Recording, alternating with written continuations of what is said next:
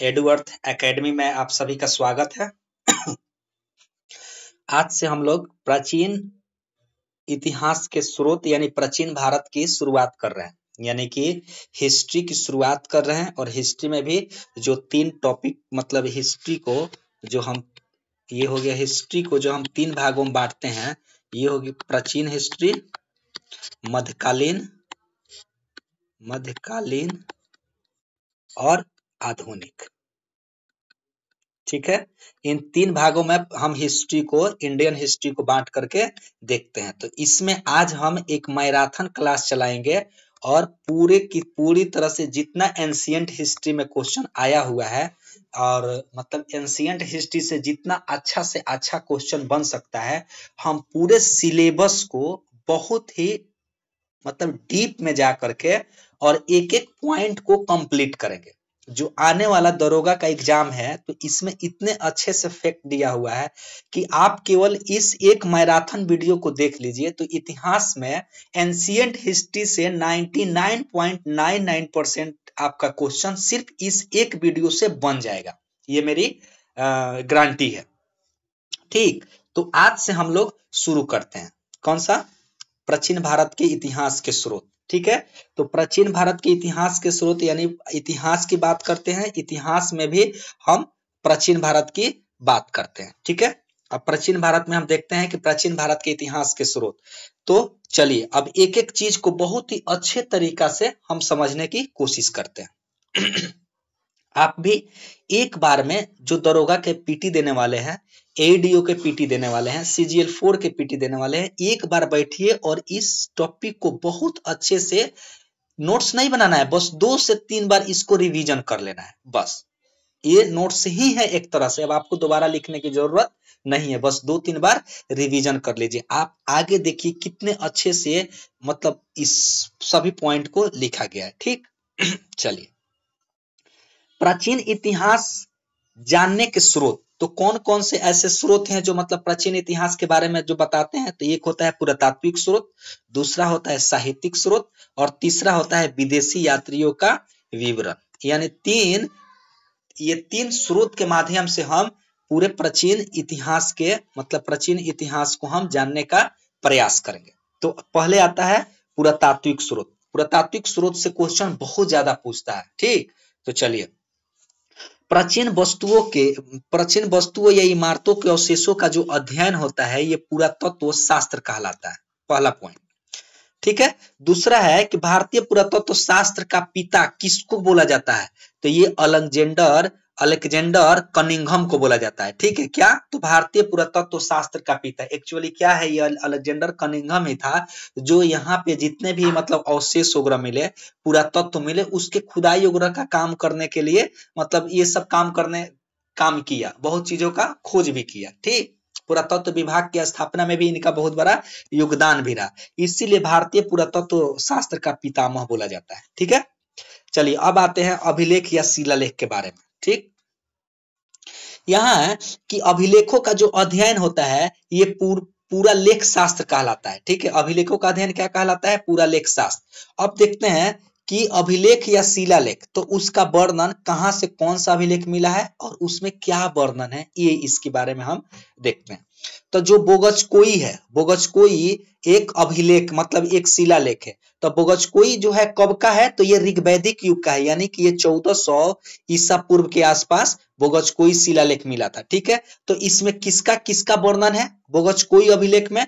तो आपको इंद्र का, मित्र का, वरुण और नासत्य का उल्लेख मिलता है। तो ये ध्यान रखिए, कभी क्वेश्चन आ जाए कि इंद्र, मित्र और वरुण और नासत्य का उल्लेख किस अभिलेख में मिलता है? तो बोगचकोई अभिलेख से। और ये बोगचकोई अभिलेख जो है आर्यों के पूर्व की ओर ईरान से आने का साक्ष्य देता है कि यानी आर्य जो थे ना ये पूर्व यानी कि ये मध्य एशिया के थे और मध्य एशिया से ये भारत की तरफ आए थे। तो मध्य एशिया से भारत जो है ना पूर्व दिशा में पड़ता है। तो आर्यों के पूर्व की ओर और आगमन का मतलब कि आने का ये साक्ष्य देता है। कौन? बोगचकोई अभिलेख। ठीक है, कब का है? 1400 BC के आसपास का। दूसरा है मस्की या गुर्जेरा। मस्की या गुर्जेरा अशोक के नाम का स्पष्ट उल्लेख मिलता है। ठीक है, तो आपको आता है, एक होता है मतलब कि आपको पूछता है कभी कभी कि किस अभिलेख या शिलालेख से अशोक के स्पष्ट अशोक नाम का वर्णन, आई बात समझ में, अशोक के स्पष्ट नाम का वर्णन, स्पष्ट नाम का वर्णन किस अभिलेख से मिलता है, तो कौन सा अभिलेख हो जाएगा, एक होता है मस्की, ठीक है, दूसरा होता है गुर्जरा, तीसरा होता है नेटूर और चौथा होता है उदय गोलम, उदय गोलम, ऐसा ही नाम है तो ध्यान रखेगा। दो मैंने एक्स्ट्रा बताया, कौन सा कौन सा, एक होता है उदय गोलम, उदय गोलम, और दूसरा होता है नेटूर, नेटूर। ये भी दो अवशिला लेख है जहां से आपको अशोक के स्पष्ट नाम का वर्णन मिलता है, और दो तो आपको यहाँ दे ही दिया है, कौन कौन, मस्की और गुर्जरा। तो ये आप लोग दो नोट कर लीजिएगा, एक उदय गोलम और दूसरा है नेटूर और तीसरा मस्की या चौथा गुर्जरा। यानी कि 4 ऐसे अभिलेख है जहां से अशोक के स्पष्ट अशोक नाम का उल्लेख मिलता है। क्लियर, चलिए। समुद्रगुप्त का प्रयाग प्रशस्ति ये राजकवि हरिसेन द्वारा उत्कीर्ण है, मतलब कि जो है समुद्रगुप्त का प्रयाग प्रशस्ति ये किसके द्वारा लिखा गया है, तो ये हरिसेन के द्वारा लिखा गया है। ठीक है, हरिसेन किसके दरबारी कवि थे, समुद्रगुप्त के दरबारी कवि थे, ये भी पूछता है तो ये ध्यान रखिएगा। हरिकेन किसके दरबारी कवि थे, समुद्रगुप्त के। हरिकेन समुद्रगुप्त का प्रयाग प्रशस्ति किसके द्वारा लिखा गया, तो हरिसेन के द्वारा लिखा गया। क्लियर, चलिए। एरन अभिलेख, एरन अभिलेख, तो एरन अभिलेख क्या है, तो सती प्रथा का प्रथम लिखित साक्ष्य, आई बात समझ में, सती प्रथा का जो प्रथम लिखित साक्ष्य होता है ये कहां से मिलता है या किस में देखने को मिलता है, तो एरन अभिलेख में, आई बात समझ में, सती प्रथा का। और किस शासक के समय, तो भानुगुप्त, कहा जाता है ना कि भानुगुप्त का एक सेनापति ही था जो उसकी मतलब कि मतलब उसके डेथ पर ही उसके पत्नी जो थी सती हो गई थी, तो वहां से इस चीज का प्रथम साक्ष्य मिलता है देखने को। सती प्रथा क्या होता था कि पति की जब मृत्यु हो जाती थी, पति की जब डेथ हो गई तो डेथ के साथ पति की ही चिता पर पत्नी भी क्या होती थी, सती हो जाती थी, यानी पत्नी को भी जला दिया जाता था। आई बात समझ में, तो उसी को क्या बोला जाता है, सती प्रथा बोला जाता है। इस सती प्रथा को कब खत्म किया गया, तो 1829 में खत्म किया गया था। उस समय कौन सा मतलब कि गवर्नर जनरल था, विलियम बेंटिक। कौन, विलियम बेंटिक।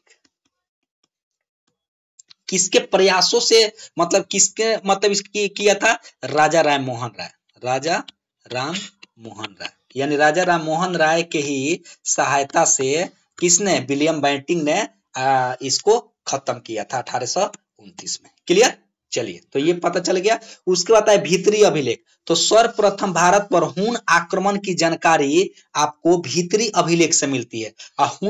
भारत पर सर्वप्रथम हुन आक्रमण किसके समय में हुआ था, ये क्वेश्चन पूछा हुआ है दरोगा में, तो कौन सा हो जाएगा, स्कंदगुप्त के समय में भारत पर प्रथम हुन आक्रमण मिला था, मतलब हुन आक्रमण हुआ था। ये किस अभिलेख में है, भीतरी अभिलेख, या भीतरी अभिलेख किसका है, तो स्कंदगुप्त का। ठीक है, तो चलिए, ये हो गया शिलालेख के बारे में।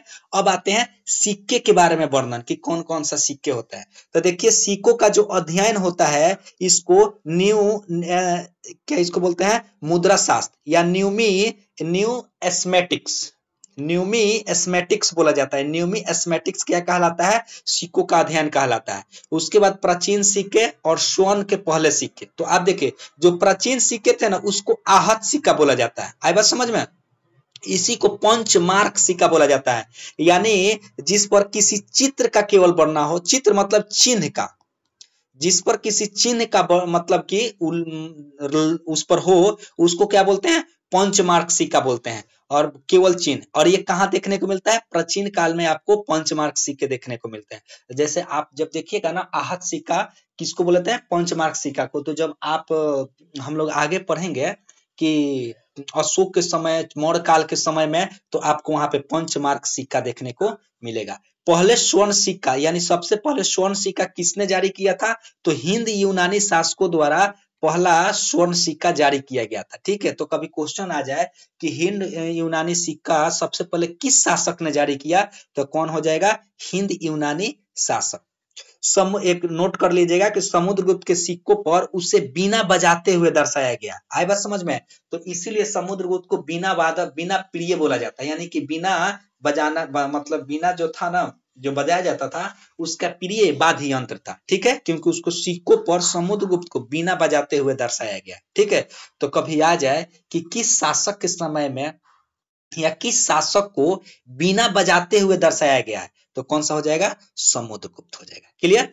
सर्वाधिक स्वर्ण सिक्का किसके शासनकाल में, तो गुप्त वंशों के शासनकाल में। सबसे ज्यादा सिक्का किसके, स्वर्ण सिक्का, सबसे ज्यादा स्वर्ण सिक्का किस शासनकाल में या किस वंश में, तो गुप्त वंश के द्वारा। हाँ, सर्वाधिक शुद्ध स्वर्ण सिक्का तो हो जाएगा कुषाणों के द्वारा। यानी कभी क्वेश्चन आ जाए कि सर्वाधिक शुद्ध स्वर्ण सिक्का किस वंश के द्वारा, तो कुषाण के द्वारा।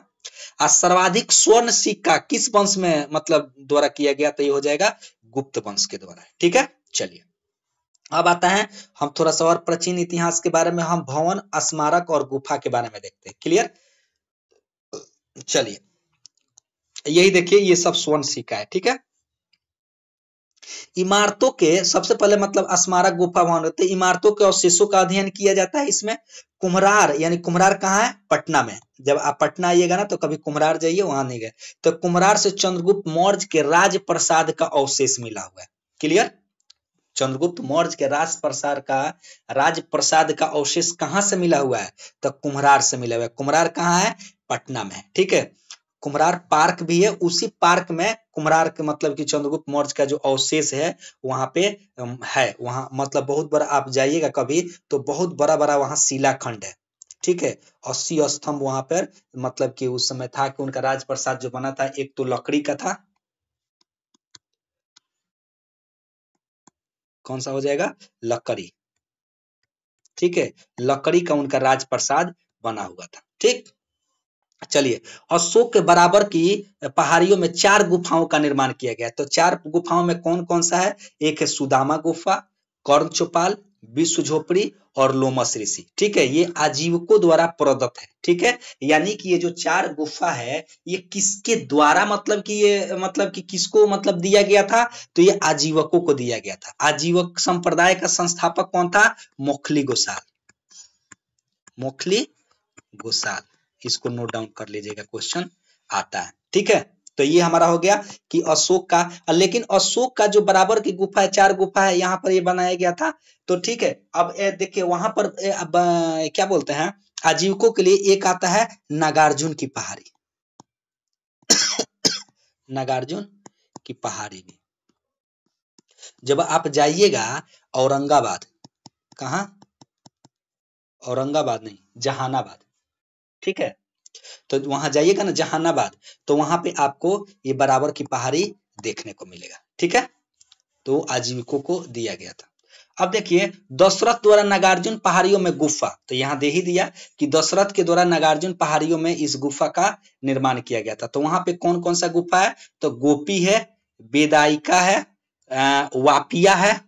तो वहां पे 3 गुफा है, तो आजीविकों को ये भी दिया गया था। ठीक है, ये यहाँ पे गुफा का सीन है, यहाँ पे उतना तो ढंग से नहीं दर्शाया गया है, वरना मैं आप लोग को चित्र भी दिखाता। ठीक, तो ये आपको ये देखने को मिलता है। ठीक है, चलिए अब देखिए यहाँ पर मूर्ति कला। अब ये जो 4 गुफा है, ये क्या बोलते हैं, सुदामा, कर्ण चौपाल, विश्व झोपड़ी और लोमस। ठीक है, तो ये आपको देखने को मिलता है। 1 सेकंड में आपको दिखाई देता हूं यहाँ पर गुफा।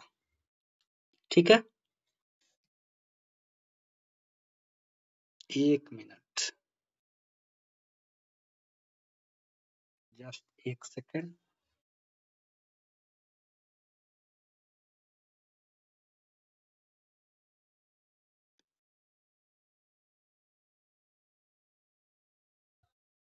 ठीक है, तो यहाँ पर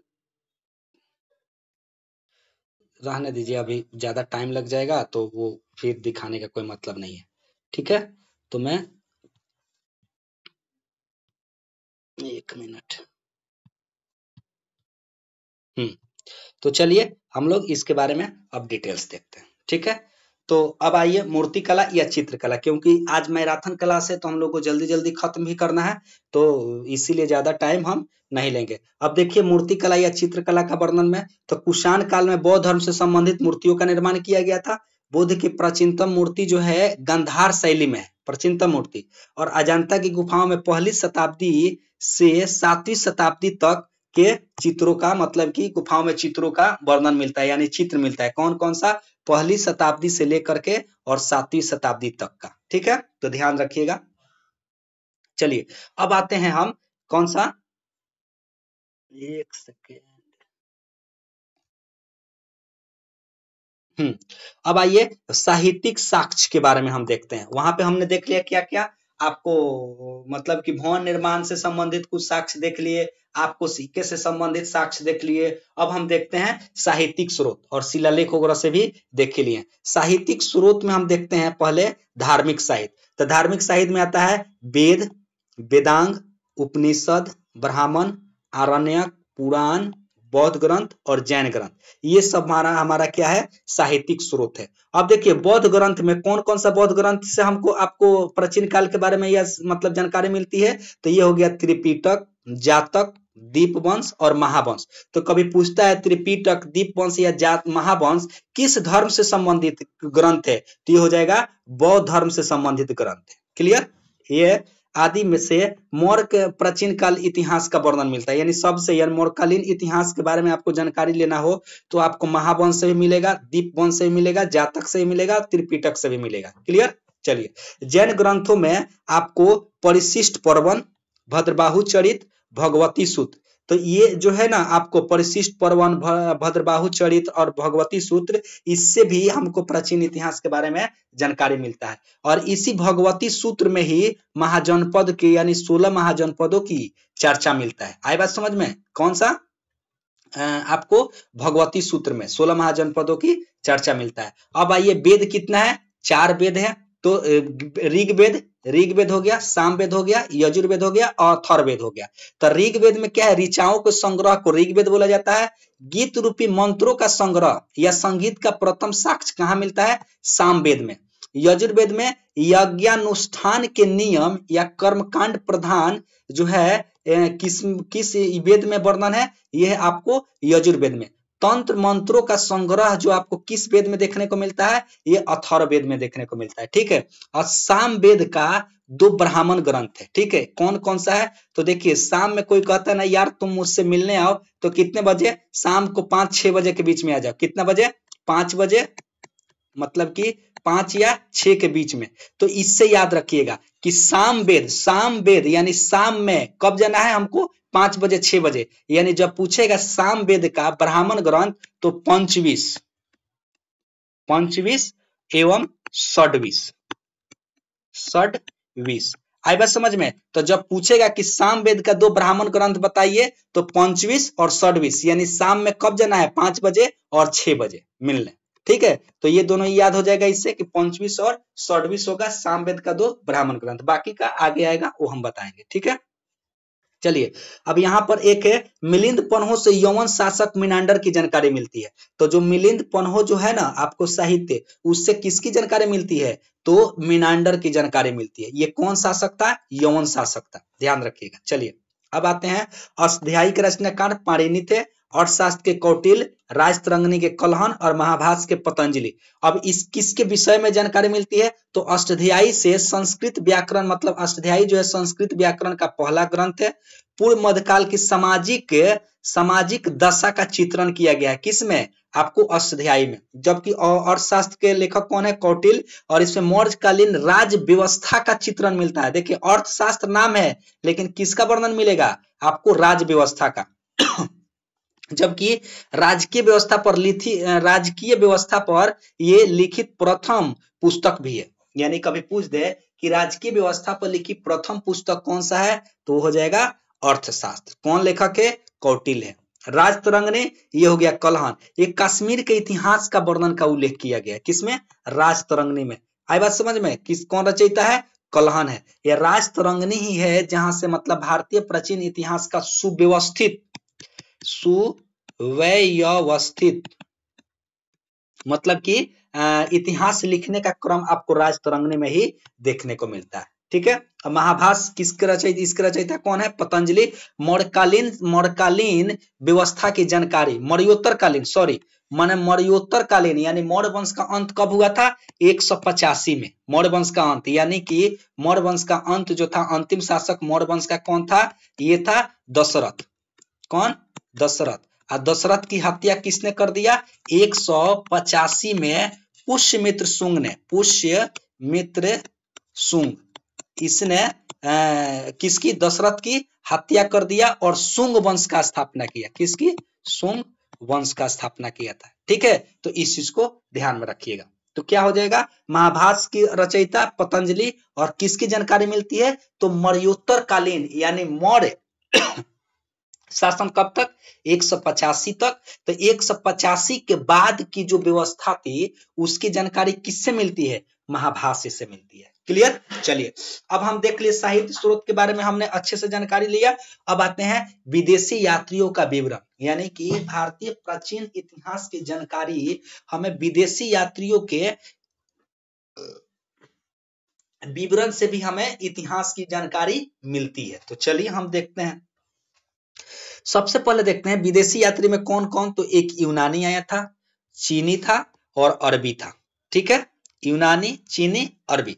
तो हेरोडोटस को इतिहास का पिता कहा जाता है। ये यूनानी इतिहासकार था। इन्होंने अपनी रचनाओं में कल्पित कहानियों को स्थान दिया था, यानी ये कभी भारत में नहीं आया था और भारत घूमा नहीं था, लेकिन कल्पना के आधार पर इन्होंने कहानियों में मतलब ये इतिहास लिखा था, इसीलिए इसको इतिहास का पिता बोला जाता। पिता। टीसीएस जो था ईरान का राजवैद्य था, यानी इससे भी हमें जानकारी मिलती है। मेगास्थनीज जो इंडिका का रचना किया था, और ये किसके दरबार में? चंद्रगुप्त मौर्य के दरबार में सेल्यूकस का राजदूत के रूप में आया था। यानी चंद्रगुप्त मौर्य के दरबार में कौन आया था? Seleucus Nicator. आई बात समझ में? सेल्यूकस निकेटर का राजदूत था कौन? मेगास्थनीज। आई बात समझ में? एक्चुअली क्या था, जब सिकंदर जो था, सिकंदर का सेनापति था सेल्यूकस निकेटर। आई बात समझ में? Seleucus Nicator.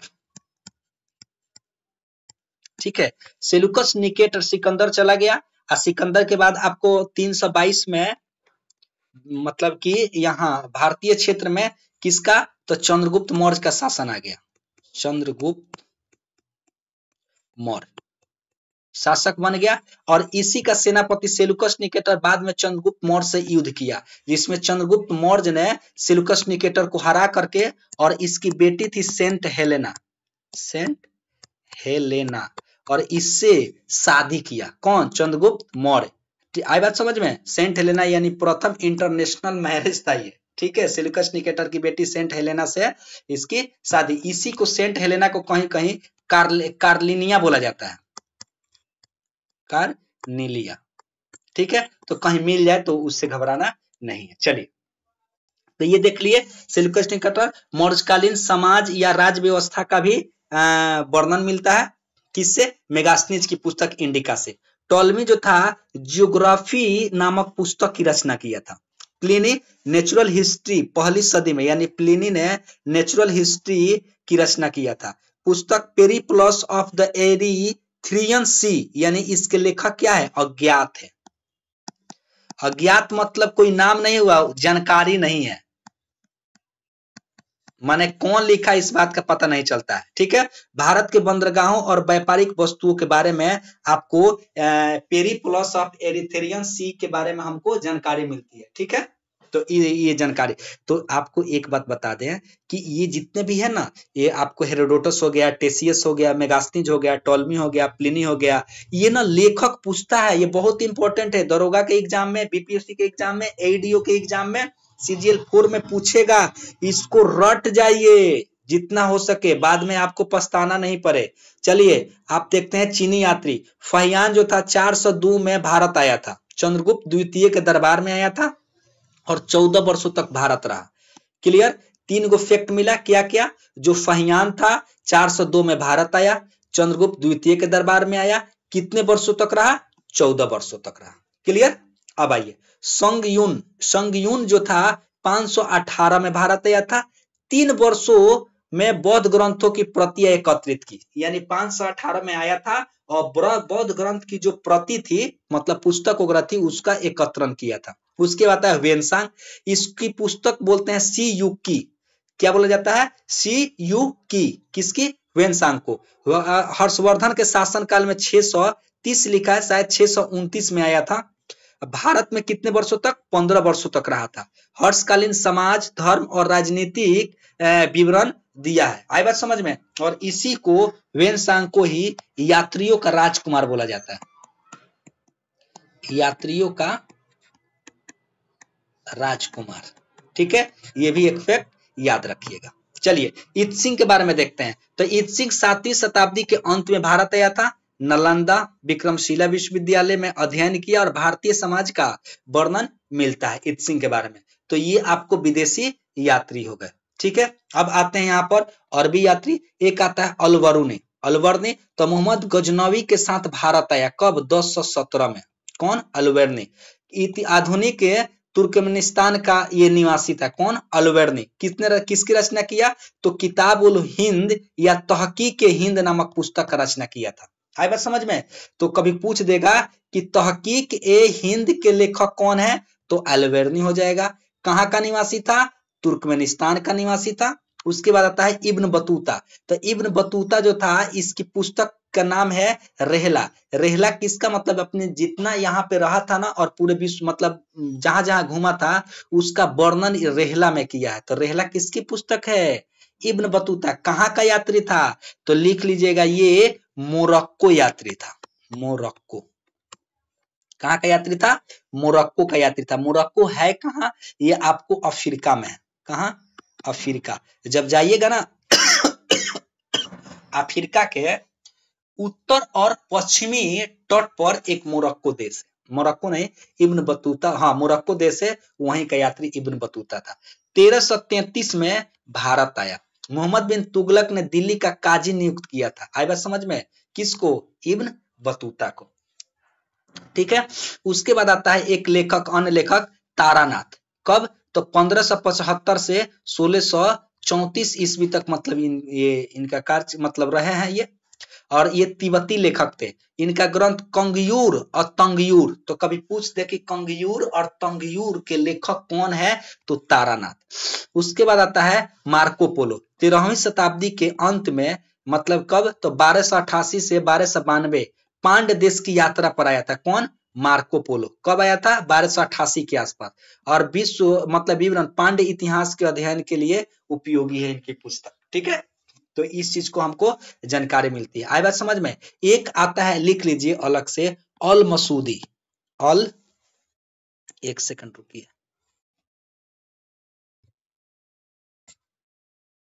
अल मसूदी, ठीक है। अल मसूदी, अल मसूदी। तो ये किसके दरबार में आया था? लिख लीजिए, इंद्र तृतीय के दरबार में। इंद्र तृतीय के दरबार में अल मसूदी आया था, ठीक है। बाकी जो है मध्यकाल में जब आएंगे, तो उस समय कौन विदेशी यात्री आया था, कौन किसके दरबार में आया था, हम उसकी वर्णन करेंगे। तो यहाँ पे आपको बहुत अच्छे से, और ये बहुत अच्छे से ध्यान रखिएगा, ठीक ना, क्योंकि इससे क्वेश्चन आता है। चलिए अब भारतीय इतिहास के काल विभाजन हम देखते हैं कि किसमें, मतलब काल विभाजन किया गया। यहाँ से क्वेश्चन आता है, थोड़ा कम आता है, ठीक ना। ठीक, तो चलिए भारतीय इतिहास का विभाजन, काल विभाजन। तो देखिए भारतीय इतिहास को 3 भागों में बांटते हैं। एक आता है प्रागैतिहासिक काल, दूसरा आता है आद ऐतिहासिक, और तीसरा होता है ऐतिहासिक। तो प्रागैतिहासिक काल में लिखित साक्ष्य उपलब्ध नहीं है, मानव जीवन पूर्णतः सभ्य नहीं है। यानी जहां पर आपको लिखित रूप में कुछ भी नहीं मिलता हो, सभी किस रूप में मिलता हो? पूरा, मतलब कि मानव जीवन के पूर्णतः सभ्य भी नहीं था, लिखित साक्ष्य भी नहीं था, उसको क्या बोलते हैं? प्रागैतिहासिक काल। आद ऐतिहासिक में पुरातात्विक साक्ष्य उपलब्ध है और लिखित साक्ष्यों को अभी तक नहीं पढ़ा गया है। यानी आद ऐतिहासिक में, ये देखिएगा, प्रागैतिहासिक में पुरातात्विक साक्ष्य भी मिलेगा आपको प्रागैतिहासिक काल में, ठीक ना। आद ऐतिहासिक में लिखित साक्ष्य तो मिलेगा, लेकिन उसको पढ़ा नहीं गया है अभी तक, इसीलिए उसको आद ऐतिहासिक काल में रखा गया है। कांस्य युग भी कहा जाता है। आपको पता होना चाहिए कि जो हड़प्पा सभ्यता है, हड़प्पा सभ्यता, उसको क्या बोलते हैं? कांस्य युगीन, कांस्य युगीन सभ्यता बोला जाता है। आई बात समझ में? कांस्य युगीन सभ्यता हड़प्पा सभ्यता को बोला जाता है। ठीक है, इसमें लिखित साक्ष्य है लेकिन उसको अभी तक कोई नहीं पढ़ा है। आई बात समझ में? इसीलिए उसको आद ऐतिहासिक। और ऐतिहासिक क्या है? जहां लिखित साक्ष्य भी हो और साक्ष्यों को पढ़ने में सफलता भी प्राप्त किया गया हो, यानी 600 BC के बाद का काल क्या होता है? ऐतिहासिक काल कहलाता है। तो तीनों आपको अच्छे से समझ में आ गया होगा। अब आइए हम आते हैं पाषाण काल। पाषाण का अर्थ होता है पत्थर। आई बात समझ में? तो पाषाण काल के बारे में हम देखते हैं तो इसको 3 भागों में बांटा जाता है, पूरा पाषाण काल, मध्य पाषाण काल और नव पाषाण काल। पूरा पाषाण काल जो है 5 लाख से 10,000 BC तक, मध्य पाषाण काल 10,000 BC से 6,000 BC तक, और नव पाषाण काल जो होता है 6,000 BC से 1,000 ईसा पूर्व तक पाषाण काल को बांटा जाता है। क्लियर? अब आता है पूरा पाषाण काल को भी 3 भागों में बांटा जाता है, निम्न पूरा पाषाण काल, मध्य पूरा पाषाण काल और उच्च पूरा पाषाण काल। तो इसी जो निम्न पूरा पाषाण काल का है इसको शल्क संस्कृति बोला जाता है, और मध्य पूरा पाषाण काल को फलक संस्कृति, और उच्च पूरा पाषाण काल को शल्क फलक संस्कृति बोला जाता है। इसको ध्यान रखिएगा। तो अब आते हैं जो सोहन घाटी है, बेलन घाटी है, ये आपको निम्न पूरा पाषाण काल से संबंधित है। याद रखिएगा कौन कौन? सोहन घाटी और बेलन घाटी। जबकि सोन घाटी, बेलन घाटी, नर्मदा घाटी, तुंगभद्रा घाटी का संबंध किससे है? तो ये फलक संस्कृति से, यानी फलक से संबंधित यहाँ वस्तुएं मिला हुआ है। कहां से? तो मध्य पूरा पाषाण काल से संबंधित साक्ष्य कहां से मिला हुआ है? तो नर्मदा घाटी से, तुंगभद्रा घाटी से, सोन घाटी से और बेलन घाटी से भी। तो बेलन घाटी से आपको फलक संस्कृति भी, शल्क संस्कृति भी देखने को मिलता है और फलक संस्कृति भी देखने को मिलता है। क्लियर? अब आता है शल्क फलक संस्कृति, यानी दोनों, शल्क भी आ गया और फलक भी आ गया। तो बेलन घाटी छोटा नागपुर, कर्नाटक, आंध्र प्रदेश और मध्य प्रदेश, मध्य भारत से भी देखने को मिलता है। एक सेकंड, थोड़ा सा पानी पी ले, क्योंकि अभी ये लंबा क्लास चलने वाला है।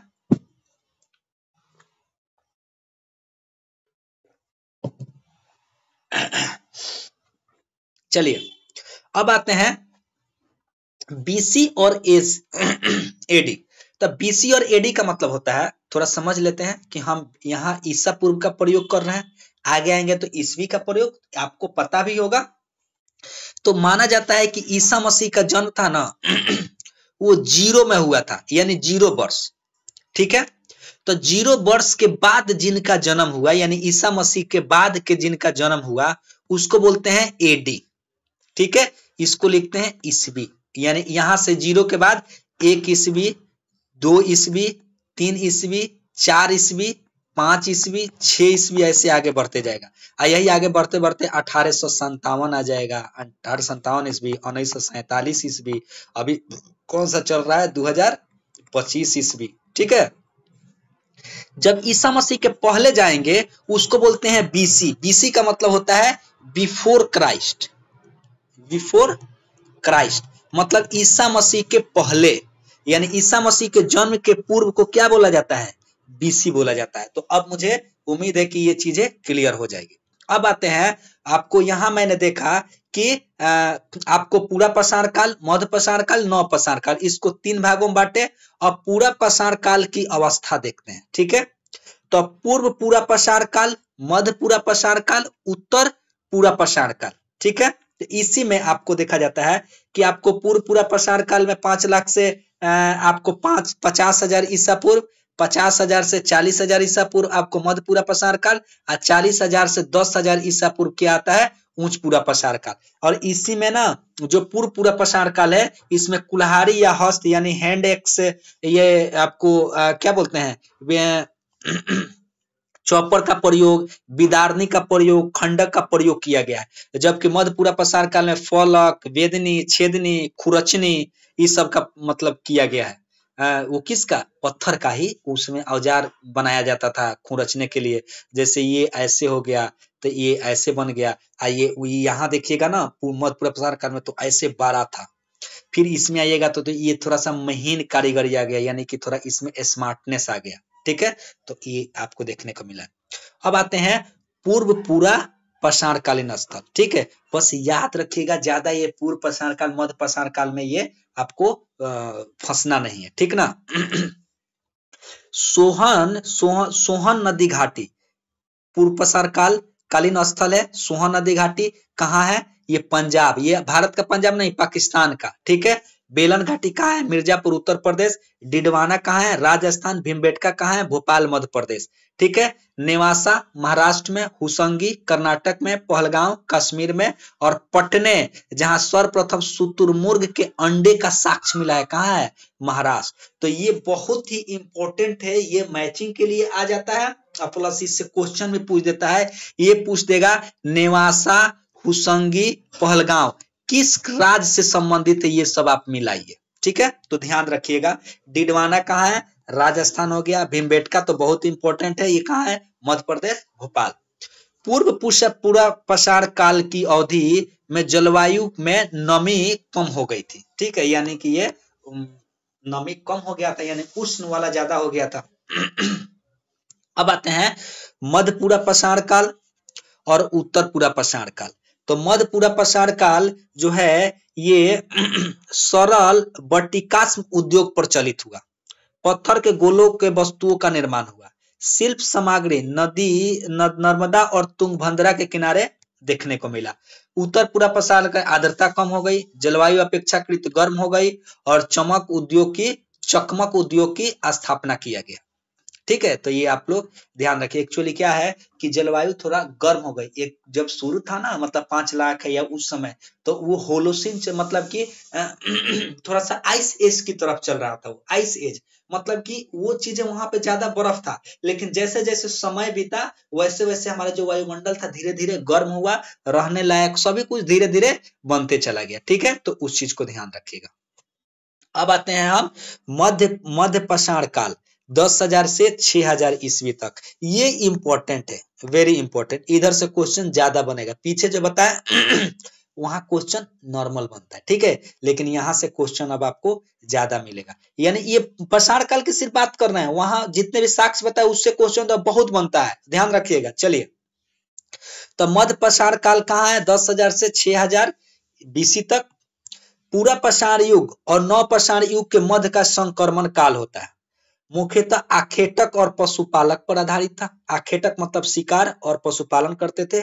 गर्म जलवायु के परिणाम स्वरूप आपको वनस्पतियों और जीवों में वृद्धि हुई। अहिंसक पशुओं को पालतू बनाया गया।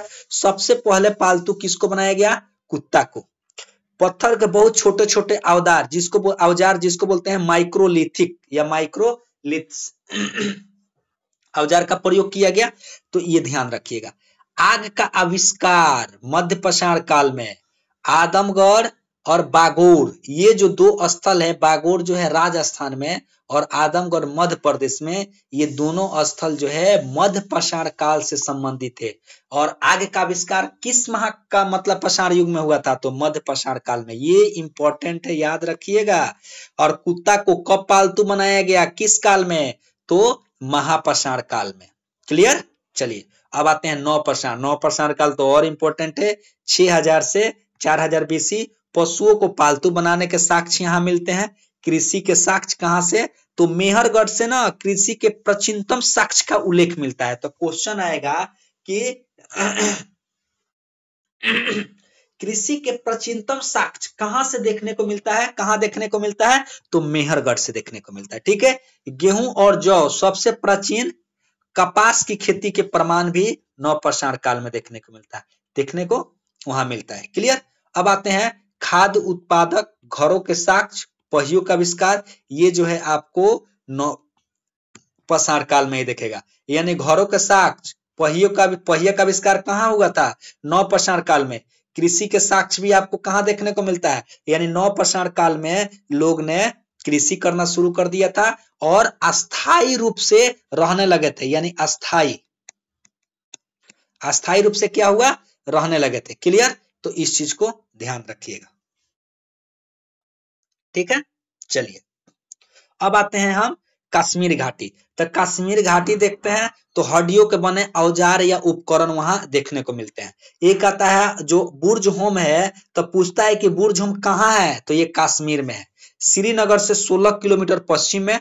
इंसानों के साथ कुत्तों को सावधान, यानी इंसान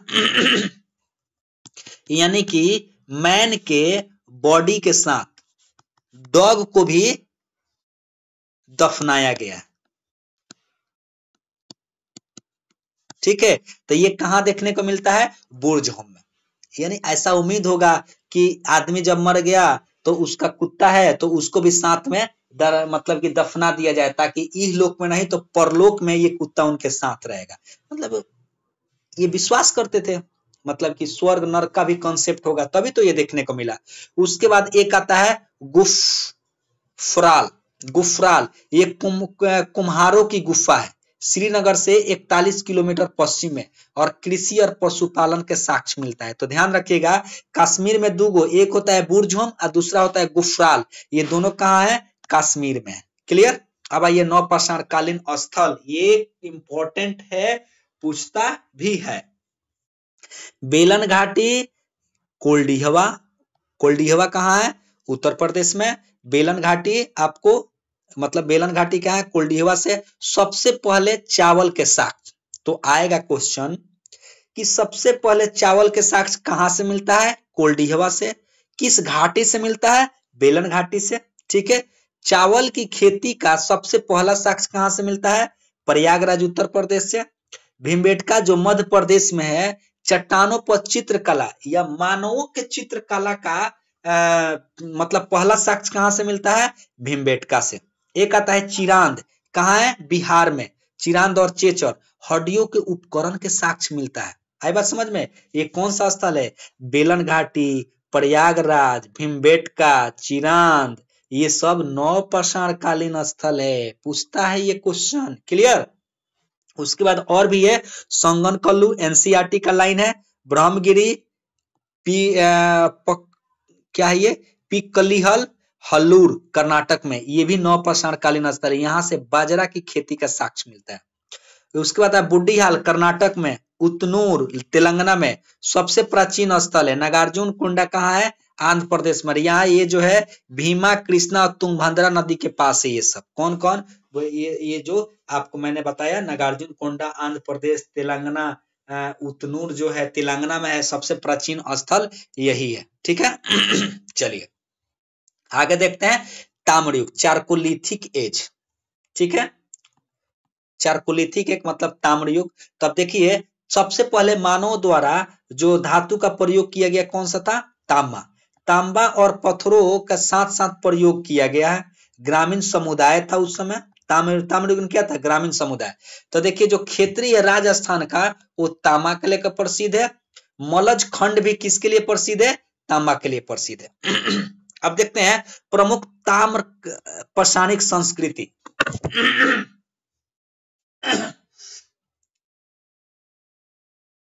देखिए, ये बहुत ही इंपॉर्टेंट है क्वेश्चन, यहां से बनता है। ताम्रपाषाण संस्कृति देखते हैं कौन? आहर संस्कृति राजस्थान के उदयपुर क्षेत्र से। कायथा संस्कृति चंबल नदी घाटी का क्षेत्र। रंगपुर संस्कृति गुजरात का तटीय क्षेत्र। और मालवा संस्कृति नर्मदा नदी का क्षेत्र। और जोरवे संस्कृति महाराष्ट्र का दायमाबाद और इनाम गांव, यहां से जोरवे संस्कृति देखने को मिलता है। तो कभी पूछ दे कि आहर संस्कृति, कायथा संस्कृति, रंगपुर संस्कृति, मालवा संस्कृति और जोरवे संस्कृति का संबंध किससे है? नवपाषाण कालीन स्थल है, ताम्रपाषाण कालीन स्थल है, पूरा पाषाण कालीन स्थल है। तो क्या बताइएगा आप लोग? ताम्रपाषाण कालीन स्थल है। आहर संस्कृति में ही धातु कर्म का ज्ञान हो गया था। यानी धातु कर्म का ज्ञान किस संस्कृति में देखने को मिलता है? आहर संस्कृति में। जबकि जोरवे संस्कृति जो है सबसे बड़ी ताम्रपाषाणिक स्थल है। आई बात समझ में? जोरवे संस्कृति। चलिए और कुछ देख लेते हैं।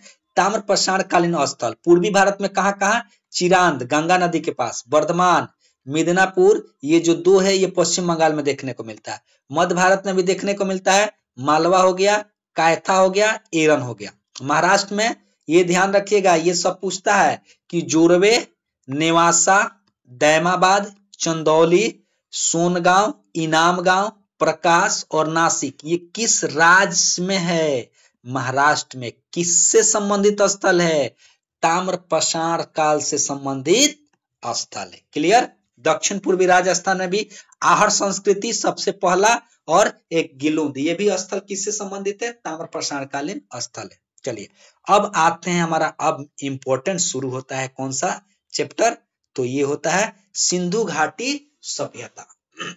क्लियर?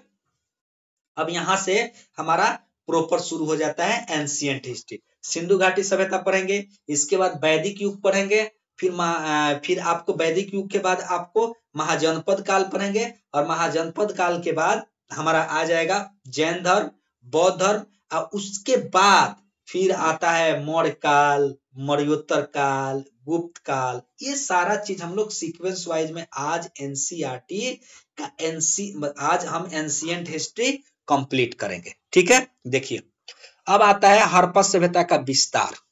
ठीक है, तो कभी पूछेगा हड़प्पा सभ्यता पूरब से पश्चिम कितना किलोमीटर है? जब पूरब से पश्चिम पूछेगा तो ये हो जाएगा 1600 किलोमीटर। जब उत्तर से दक्षिण पूछेगा तो ये हो जाएगा 1400 किलोमीटर। आई बात समझ में?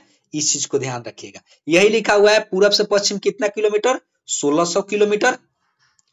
उत्तर से दक्षिण कितना किलोमीटर? 1400 किलोमीटर। ठीक, यहां से एक क्वेश्चन, यहां से 3-4 क्वेश्चन बहुत इंपॉर्टेंट बनता है। अब कुछ क्वेश्चन रहता है हड़प्पा सभ्यता का उत्तरी विस्तार किस राज्य में? जम्मू कश्मीर में। दक्षिणी विस्तार महाराष्ट्र में, पूर्वी विस्तार उत्तर प्रदेश में, और पश्चिमी विस्तार बलूचिस्तान में।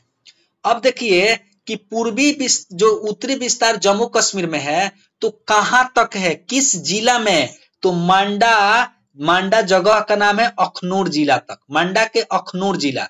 आई बात समझ में? दक्षिण में महाराष्ट्र है तो किस जिला में? तो दैमाबाद जगह का नाम है दैमाबाद, अहिल्या नगर में, मतलब वहां तक विस्तृत है।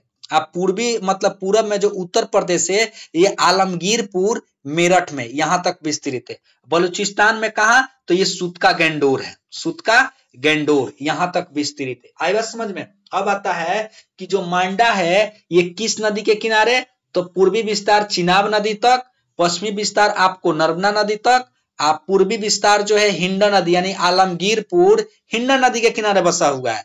और आपको जो बलूचिस्तान है यानी सुतका गेंडोर, तो सुतका गेंडोर दास्क नदी के किनारे, जबकि मांडा जो है चिनाब नदी के किनारे। ये हमारा फुल हड़प्पा सभ्यता का विस्तार हो गया।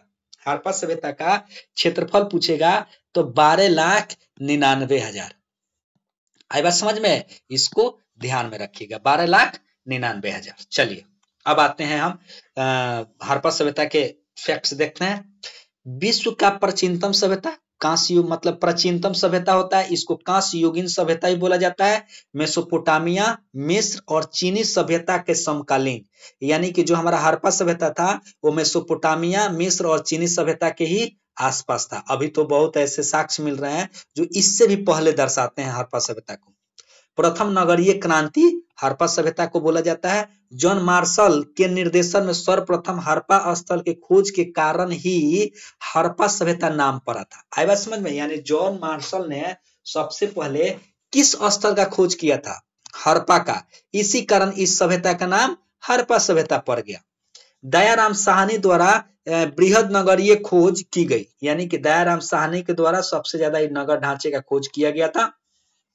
और रेडियो डेटिंग जो होती है C14, इस पद्धति के अनुसार जो हड़प्पा सभ्यता का कार्यकाल है ना, ये 2350 BC से 1750 BC तक माना जाता है। क्लियर?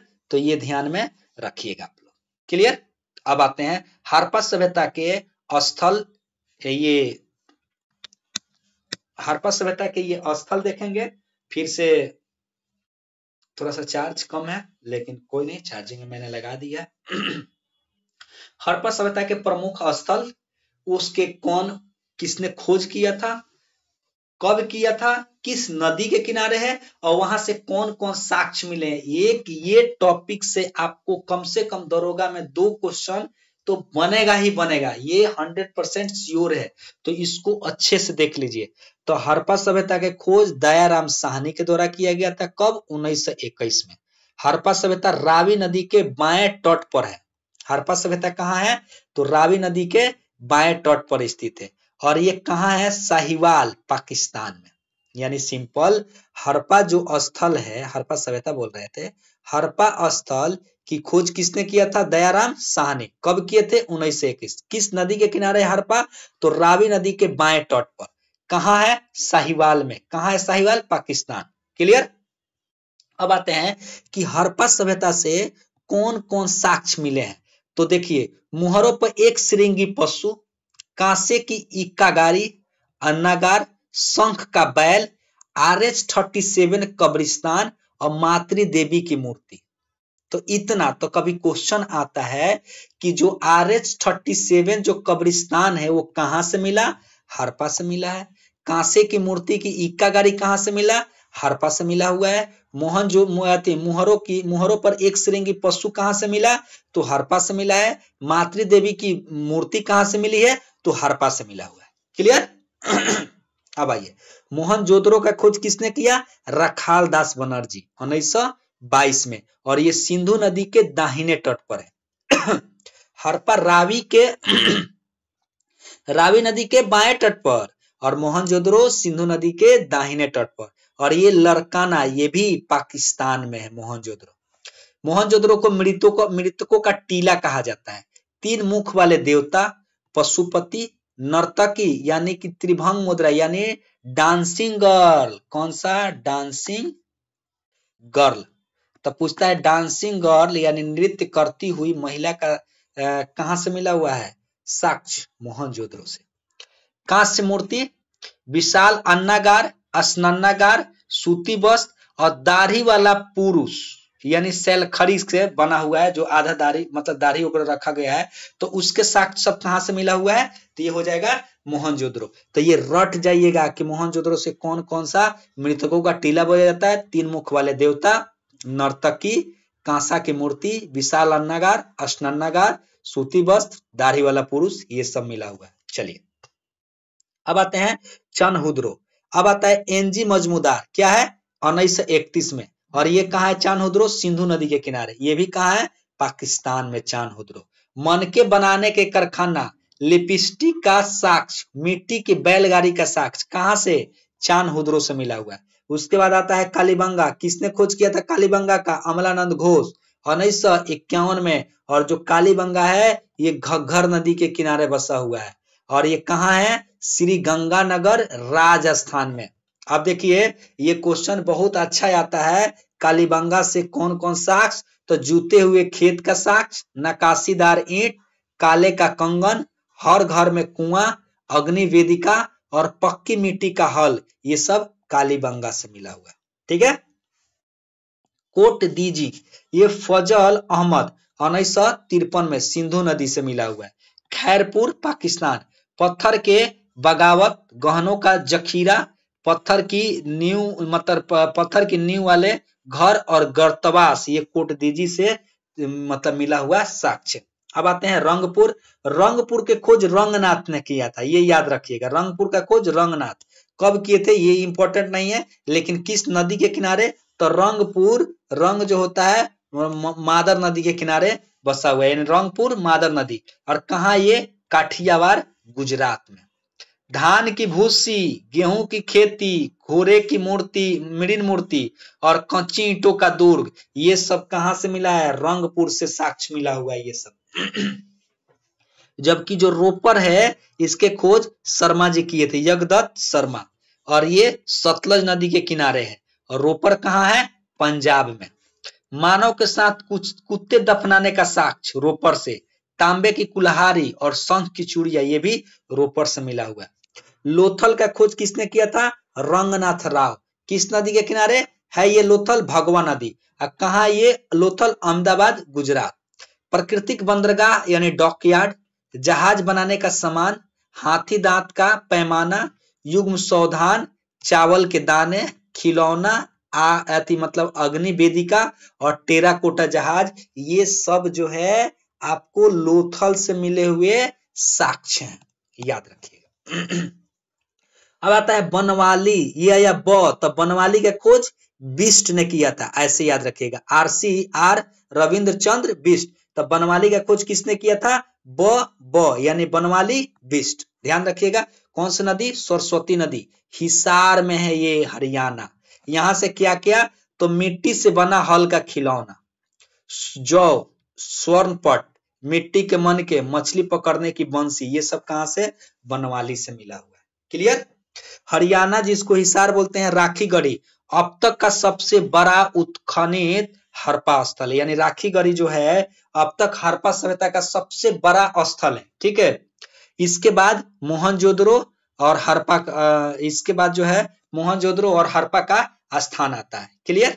चलिए अब आते हैं थोड़ा सा इसके नगर योजना के बारे में देखते हैं। नगरीय अवशेष यानी निर्माण में एकरूपता पाई जाती है, दो भागों में विभाजित था, ऊपरी भाग और निम्न भाग। तो जो निम्न भाग था ना, उसमें छोटे भवन देखने को मिलते हैं, लेकिन जो ऊपरी भाग था यानी वहां पे शासन प्रशासन करने वाले लोग रहते थे, तो उसको दुर्गीकृत इमारत वहां देखने को मिलता है। आई बात समझ में? वहां दुर्गीकृत था। राजकीय इमारतें, खाद्य भंडार गृह, ये सब कहाँ? ऊपरी भाग में देखने को मिलता था।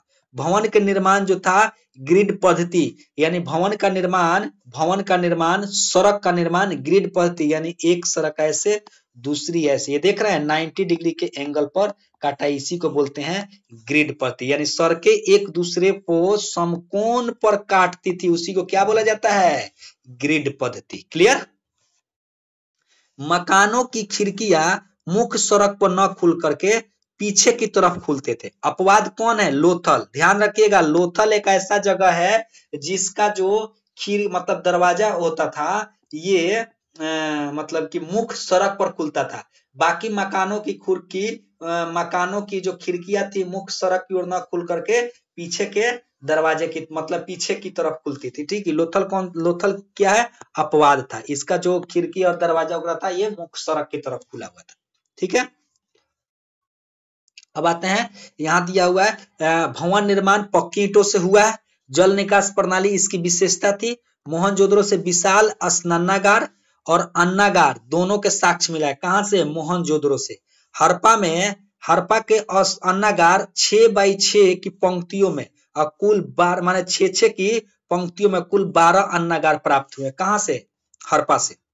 ठीक है, तो मोहनजोदड़ो से विशाल स्नानागार और अन्नागार प्राप्त हुए, हड़प्पा से 6-6 पंक्तियों के 12 अन्नागार प्राप्त हुए। ठीक है,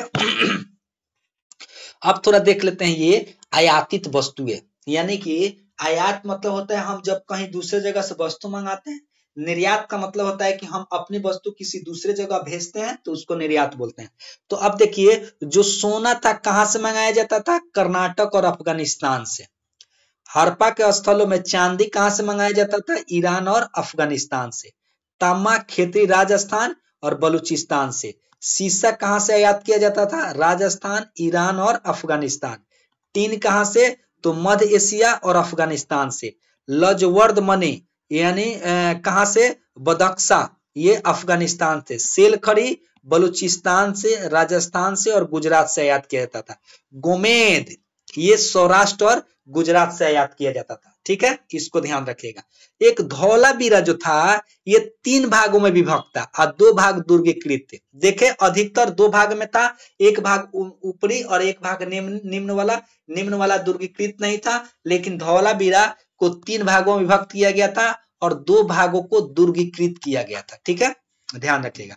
अब आते हैं हड़प्पा सभ्यता के सामाजिक जीवन। जो मुख्य आधार था ये परिवार था। ठीक है, मातृसत्तात्मक समाज था और व्यवसाय के आधार पर 4 वर्ग, कौन कौन? पुरोहित, योद्धा, व्यापारी और श्रमिक। इन 4 वर्ग मतलब कि 4 वर्गों में विभाजित था। मछली पकड़ना, शिकार करना हड़प्पा सभ्यता के लोगों का दैनिक काम था। स्त्री और पुरुष दोनों आभूषण पहनते थे। देखें पहले के जो राजा महाराजा थे, या फिर फिल्मों में या सीरियलों में देखते होंगे कि राजा महाराजा भी कान में कुंडल पहनते थे। आज के लड़के भी कान में कुंडल पहन ले तो फिर ड्रामा हो जाए। ठीक है, पहनते हैं, कुछ ज्यादा ही छपरी टाइप के होते हैं वो। ठीक ठीक है। तो स्त्री पुरुष हड़प्पा सभ्यता में दोनों आभूषण पहनते थे। मन का निर्माण की फैक्ट्री चानहुद्रो में सोने, चांदी, हाथी दांत और सीपीओ से निर्मित भी, मतलब सीपीओ से भी निर्मित मिले हुए हैं। क्या? तो ये जो आभूषण है ना, सोना का भी मिला हुआ है आभूषण, चांदी का भी आभूषण मिला हुआ है, ठीक है, हाथी दांत मिला हुआ है, और सीप से निर्मित भी आभूषण मिले हुए हैं। ठीक है। जो मन का बनता था वो कहाँ बनता था? चानहुद्रो में। जो लिपस्टिक बनता था ये कहाँ बनता था? ये आप लोग मुझे आंसर दीजिए कि लिपस्टिक का साक्ष्य कहाँ से मिला हुआ है। ठीक है। चलिए अब आते हैं कि हड़प्पा सभ्यता के लोग शाकाहार और मांसाहार दोनों मतलब की प्रचलित थी। शाकाहार के लोग जौ, गेहूं, तिल और ये मुख्य खाद्यान्न का उपयोग करते हैं। मांसाहारी जो लोग थे आपको मांस वगैरह, मछली वगैरह सब खाते थे। अब आइए लघु मृण मूर्ति, मतलब लघु मृण मूर्ति के बारे में। टेराकोटा यानी कि फिगरीन मूर्तिकाएं, यानी टेराकोटा किसको बोला जाता है? पक्की मिट्टी से बनी हुई मूर्ति को टेराकोटा बोला जाता है। खिलौने या पूज्य प्रतिमाएं यानी नारी मृण मूर्तियां जो थी अधिक थी। ठीक है।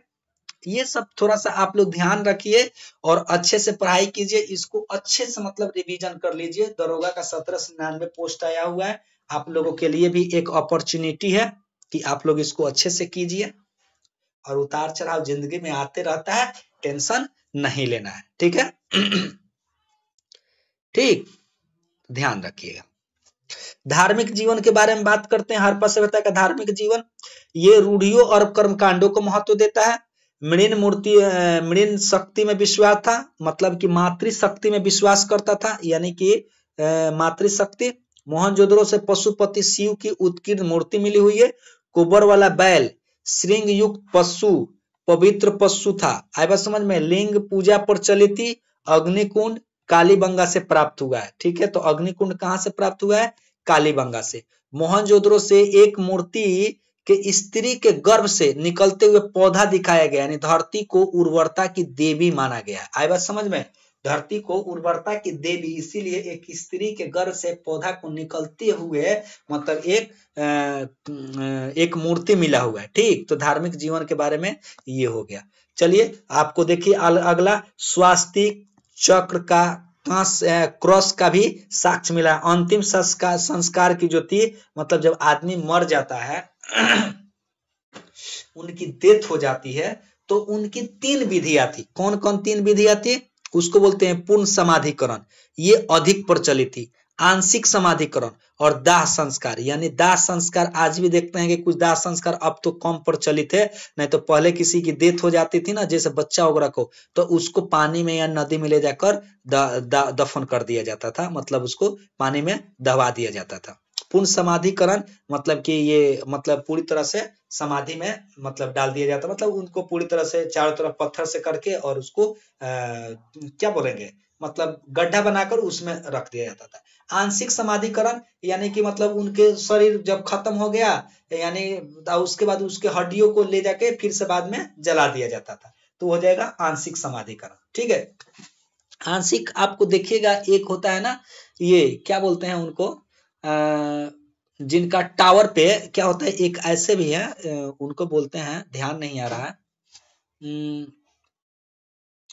वो लोग एक ऐसे मतलब धर्म को मानने वाले लोग हैं, जब किसी व्यक्ति की डेथ हो जाती है तो वो उस व्यक्ति को टावर पर ले जाके टांग देते हैं। आई बात समझ में? इस टावर पे क्या करते हैं? टांग देते हैं, ताकि इसके मतलब कि जो शरीर है उसके शरीर को मतलब कि पशु पक्षी गिद्ध वगैरह सब इसके खा जाए मांस को। जब बाद में हड्डी बचता है, उस हड्डी को बाद में ये लोग दाह संस्कार करते हैं। आई बात समझ में? ठीक। तो ये ऐसे भी कुछ लोग हैं, मतलब कि वो धार्मिक है। आप लोग मुझे कमेंट बॉक्स में बताइए कि कौन ऐसे लोग हैं जो ऐसा करते हैं, मतलब उनमें ऐसा प्रचलित है। उनका मानना है कि हमारा शरीर तो डेथ हो ही गया, मरने के बाद भी ये किसी के काम में आ जाए, इसीलिए उसके शरीर को ले जाकर वो टावर पे टांग देते हैं, ताकि गिद्ध वगैरह, पहले तो आपको पता ही हो कि अब तो गिद्ध विलुप्त हो गया, लेकिन 2001-2002 में हम लोग देखे हुए हैं बहुत ज्यादा गिद्ध आता था। और वही मतलब कि प्राकृतिक के जितने भी मतलब पशु वगैरह सर गल जाते थे उस सबको साफ करता था, मतलब खा करके साफ करता था वो सब। ठीक है, तो ध्यान रखिएगा। तो ये आपको संस्कार की, दाह संस्कार की विधि हो गई। ठीक है, अब देखिए पशुपति की जो मुहर है इस पर पूछता है क्वेश्चन कि कौन कौन से पशु उत्कीर्ण है। ठीक है, पशुपति के मुहर पे। तो ध्यान रखिएगा इसका ट्रिक है डॉट बी। क्या है? DERTB। तो डॉट मतलब डियर, डियर मतलब हिरण का भी चित्र है, एलिफेंट का भी चित्र है। आर से हो गया राइनो, मतलब कि एक सिंग वाला गेंडा का भी चित्र है। और टी से हो गया टाइगर, यानी टाइगर का भी चित्र है। और बी से हो गया बुफेलो। ठीक है, यानी भैंस का भी चित्र देखने को मिलता है। क्लियर? तो ये याद रखिएगा जब पूछेगा कि पशुपति की मुहर पर किस कौन कौन सा पशु का साक्ष्य मिलता है, तो डॉट मतलब डियर, एलिफेंट, राइनो, टाइगर और भैंसा। ठीक है, चलिए अब हड़प्पा सभ्यता के आर्थिक जीवन के बारे में देखते हैं। कृषि 9 फसलों की पहचान, मतलब जिसमें 9 फसलों की पहचान की कौन कौन सा है? गेहूं, जौ, कपास, मटर, लहसुन, आपको मेहंदी, अंगूर, तरबूज, ये सब वहां पे खेती होती थी। सिंडोन यानी यूनानी लोग आपको क्या बोलते थे? कपास को सिंडोन बोलते हैं। यूनानी लोग कपास को क्या बोलते थे? सिंडोन। चावल की खेती रंगपुर और लोथल से मिला हुआ है इसके साक्ष्य। चावल की खेती का साक्ष्य कहां से मिला हुआ है? रंगपुर और लोथल से। जबकि कृषि में हल का प्रयोग का साक्ष्य कालीबंगा से मिला हुआ है। जबकि जोते हुए खेत का साक्ष्य मैंने अभी बताया, जोते हुए खेत का साक्ष्य कहां से? बनवाली से, बनवाली से मिला हुआ है। क्लियर? चलिए, सिंचाई, व्यवस्थित सिंचाई प्रणाली का प्रमाण नहीं है। जल संग्रह हेतु बांधों का निर्माण आपको धौलावीरा से मिला हुआ है। ठीक है, पशुपालन में कौन कौन पशु का वो लोग पालन करते थे? बकरी का, भैंस का, सुअर का और गधे का पालन करने का साक्ष्य मिला हुआ है। घोड़े का प्रमाण सूत का गेंडोर से मिला हुआ है। ठीक है, व्यापक पैमाने पर नहीं है, लेकिन घोड़े के अस्थि पंजर वगैरह का प्रमाण कहां से मिला हुआ है? सूत का गेंडोर से मिला हुआ है। अब देखिए जो वस्तु विनिमय प्रणाली थी उसको बोलते हैं बार्टर सिस्टम। इंग्लिश में है और कुछ नहीं। बार्टर सिस्टम मतलब एक वस्तु दीजिए उसके बदले में दूसरा वस्तु लीजिए। हम लोग भी देखे हुए, अब तो वो चीजें खत्म हो गया कि गेहूं दे करके चावल लेते थे, या मिठाई खाना होता था तो मक्का दे देते थे, और बर्फ वगैरह भी हम लोग खा लेते थे। ये तो हम लोग खाए हुए हैं। ठीक है, मतलब बर्फ वाला आया गर्मी के दिन में, उसको मक्का दिए और वो हमको बर्फ दे दिया, बर्फ का गोला वगैरह। ठीक है, तो वो होता है। अब वस्तु विनिमय का प्रचलन, माप हेतु दशमलव प्रणाली, लोथल से हाथी के दांत का पैमाना मिला हुआ है। तौल माप द्विभाजन प्रणाली यानी 16 के अनुपात में ये बंटा हुआ था। मुहरे और गोदी बारा के संबंध में, तो मुहरे सेल खड़ी से निर्मित होती थी। कालीबंगा से मेसोपोटामिया के बेलनाकार मोहर प्राप्त हुआ है। आई बात समझ में? लोथल से गोदी बारा का साक्ष्य मिला हुआ है। तो इस चीज का आप लोग ध्यान रखिएगा। चलिए, और हड़प्पा सभ्यता के लेखन और लिपि के बारे में देख लेते हैं। तो लिपि को बोलते हैं चित्रात्मक लिपि। क्या बोलते हैं? चित्रात्मक। इसी को बोलते हैं बुस्त्रोफेदन, बुस्त्रोफेदन, या इसी को बोलते हैं भाव चित्रात्मक लिपि। ठीक है, तो ये आप लोग ध्यान रखिएगा। ठीक है, चलिए, चित्रात्मक लिपि 64 मूल चिन्ह है और अब तक 250 से 400 चित्रात्मक मतलब पिक्टोग्राफ जिसको बोलते हैं मतलब चिन्ह प्राप्त हुए हैं। अंकन जो है सेलखड़ी की आयताकार मोहरों पर, लिखावट जो है दाईं से बाईं ओर और बाईं से दाईं ओर। आई बात समझ में? ये दोनों प्रचलित है। सबसे अधिक यू आकार का प्रयोग किया गया। सबसे प्रचलित चिन्ह जो है मछली का, यानी वहां पे चित्र वगैरह के प्रयोग से ही वो लोग लिपि, और अभी तक इस लिपि को पढ़ने में कोई भी सफलता प्राप्त नहीं किया है। कुछ लोग दावा करते हैं कि हम पढ़े हैं, लेकिन एग्जैक्ट नहीं है। चलिए, अब हड़प्पा सभ्यता के पतन के बारे में देखते हैं। ठीक है, गॉर्डन चाइल्ड और व्हीलर कहते हैं कि बाह्य और आर्यों के आक्रमण के द्वारा ये खत्म हो गया। बाह्य और आक्रमण के द्वारा, आर्यों के आक्रमण के द्वारा कहा जाता है। जब आर्य आए तो इंद्र ने हड़प्पा सभ्यता का जो द्वार था उसको तोड़ा था, ठीक है। तो ऐसे है। जॉन मार्शल, मैके और राव ये बोलते हैं कि बाढ़ के द्वारा ये हड़प्पा सभ्यता खत्म हो गया। और सबसे अच्छा जो है ना इसी को माना जाता है, क्योंकि 7 बार बाढ़ आने का साक्ष्य आपको मिलता है। ओरल स्टाइन और एन घोष ये जलवायु परिवर्तन को मानते हैं कि जलवायु परिवर्तन के कारण हड़प्पा सभ्यता खत्म हो गया। एम.आर. साहनी ये भूगर्भिक परिवर्तन को मानते हैं। जॉन मार्शल प्रशासनिक शिथिलता और के.आर. केनेडी जो है के.ए.आर. केनेडी प्राकृतिक आपदा को मानते हैं कि प्राकृतिक आपदा के कारण खत्म हो गया।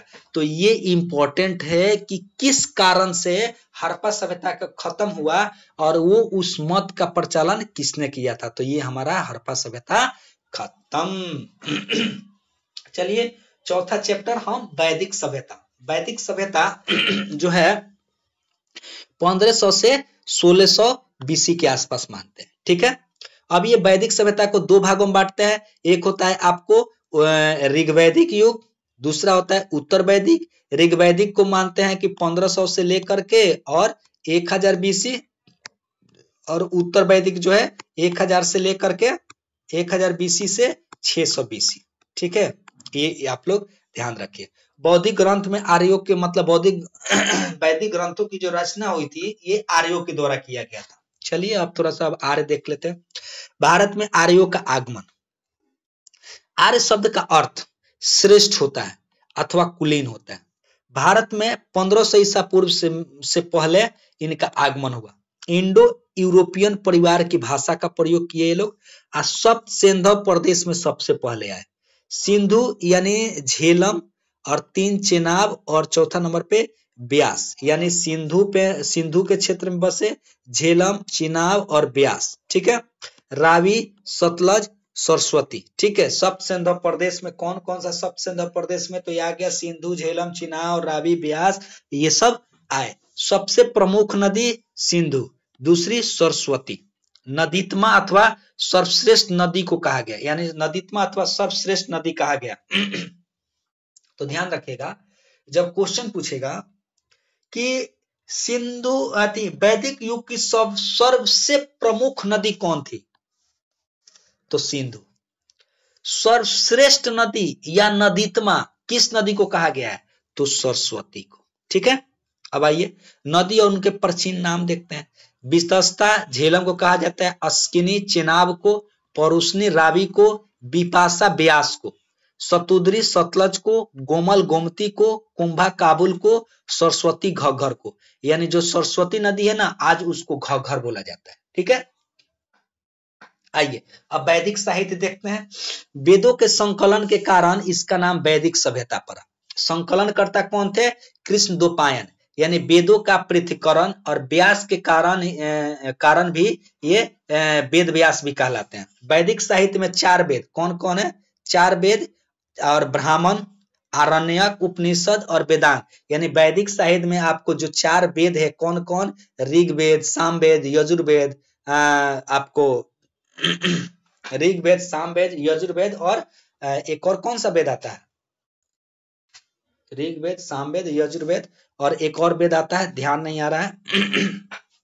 तो ये आपको ध्यान में रखना है उसको, ठीक है। तो ये हम लोग देखते हैं, ठीक। अथर्ववेद, सॉरी, देखिए कुछ होता है ना कि आपका वो मतलब जबान पे रहेगा ऋग्वेद, सामवेद, यजुर्वेद, अथर्ववेद, और वो माइंड में ही नहीं आता है कि वो कौन सा है। तो 4 वेद, उसके बाद आपको ब्राह्मण, आरण्यक, उपनिषद, वेदांग, ये सभी जो है वैदिक साहित्य में शामिल किया जाता है। सबसे पुराने ग्रंथ जेंद अवेस्ता, सबसे पुराने ग्रंथ कौन सा है, जेंद अवेस्ता। ये ईरान फारसी समकालीन ग्रंथ है, ठीक है। उपखंड में कौन है, संहिता मंत्र से संबंधित, ब्राह्मण जो है अनुष्ठान और समारोह से संबंधित, आरण्यक में तपस्या और जंगल के मतलब बारे में बताया गया, उपनिषद जिसको वेदांत बोलते हैं यानी दर्शन और अध्यात्म का वर्णन है। आई बात समझ में। तो कभी पूछेगा तपस्या वगैरह का वर्णन किसमें मिलता है, आरण्यक में। अनुष्ठान और समारोह का वर्णन कहाँ मिलता है, ब्राह्मण में। मंत्रों का संकलन संहिता कहलाता है, और दर्शन और अध्यात्म ये उपनिषद में, ठीक है। अब आइए वेद, विद धातु से बना, क्या अर्थ होता है वेद का? जानना या ज्ञान होता है। ठीक है, साइंस जैसे कि बोलते हैं ना कि साइंस जो होता है आपको किस सब से मिलकर बना हुआ है, तो उसी तरह जानना होता है टू नॉन। टू नॉन मतलब जानना होता है, तो उसी तरह क्या होता है, वेद का अर्थ भी क्या होता है, वेद धातु से बना हुआ है, वेद का अर्थ भी ज्ञान या जानना होता है, टू नॉन या टू नॉन। ठीक है, इतना ही जानिए। चलिए अब आते हैं रचनाओं, मतलब कि रचना देवताओं द्वारा किया गया है। ठीक है, ये अपौरुष माना जाता है, यानी माना जाता है जो 4 वेद हो गया, यानी वो सब जितने भी हमने वैदिक साहित्य बताया, ये अपौरुष है, ये मानव के द्वारा निर्मित नहीं है। आई बात समझ में? ऋग्वेद, सामवेद, यजुर्वेद सम्मिलित रूप से वेद त्रय कहलाते हैं। ठीक है, अथर्ववेद को शामिल वेद त्रय में नहीं किया जाता है। कौन कौन सा है? ऋग्वेद है, सामवेद है, यजुर्वेद है, सम्मिलित रूप से क्या कहा जाता है? वेद त्रय।